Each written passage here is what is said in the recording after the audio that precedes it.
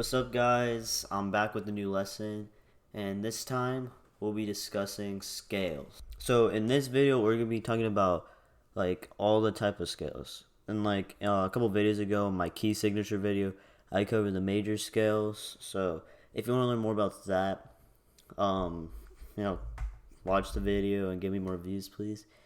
But in this one, we'll be discussing natural minor scales, harmonic minor, melodic minor, and we're also going to do chromatic scale, which that's a little self-explanatory, but I want to explain it because it is technically a type of scale.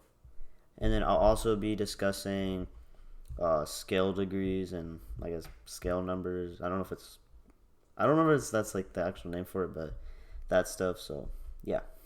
So first up, we're going to talk about the scale degree numbers. And as we can take a look at the scale right here, this is a C major scale.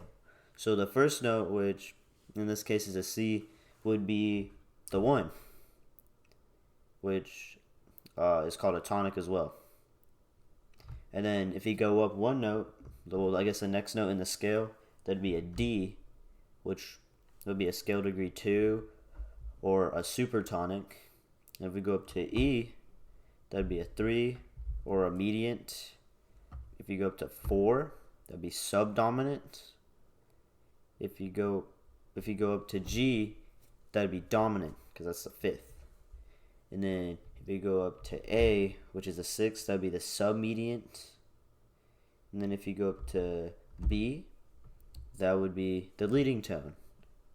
And then if you go all the way up to C, that would be the tonic again, or the 1. Or I guess some people call it 8, but I was taught it was 1, so yeah. Now, next up we have a chromatic scale, which, is a type of scale technically. And this one's kind of easy, because in this scale there'll be 12 notes. So let's start at C, and then you just go up by half steps. So it'd be like C sharp, D, D sharp, E, F, F sharp, G, G sharp, A sharp, B, C, So that'll be a chromatic scale. Pretty simple, not too complicated. There's no formula if you're trying to build one. Just pretty easy. Now, this is where things start to get complicated because for minor, there are multiple type of minor scales, which you may be wondering why. It's mostly because a lot of composers, they try to get like a different feel to their notes and all that, which, it's kind of cool. So let's start off with natural minor. So this, if you compare it to a major scale, which I don't know if you'll be able to hear it through the mic, but let me try and play one. So if you can hear that, that sounded kind of happy. But if you play like a minor scale, it's gonna sound like more like somber. So let me play it for you. So it should go something like this. So yeah, it doesn't sound as like happy and I guess joyful as a major scale would. Now you may be wondering, what's the formula for this scale? And allow me to drop it on you. So the formula for a natural minor scale is whole, half, whole, whole, half, whole, whole. So it's a bit different from a major scale. Now, hypothetically, let's say we have the C major scale, but you're like, how do I make it sound like minor? How do I turn it to a minor scale? What you want to do is that you want to lower the 3rd, the 6th, and the 7th. So let's play C major, right? But then let's lower the 3rd. Now let's lower the 6th and the 7th.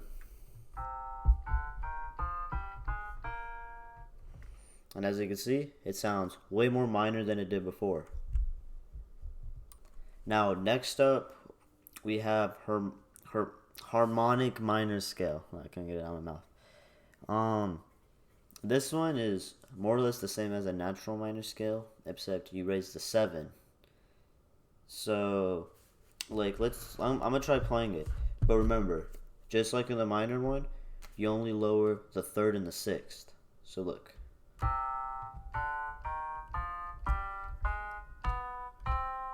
And as you can see, that's a way bigger jump than before. Now this next one, the melodic minor scale, I'm gonna be honest, is a very weird scale.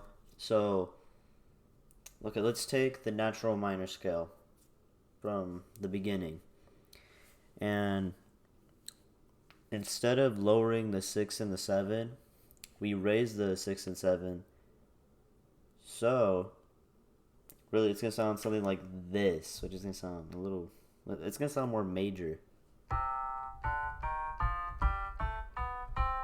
Right? But then, whenever you're going back down, you have to lower them back. So it'll go.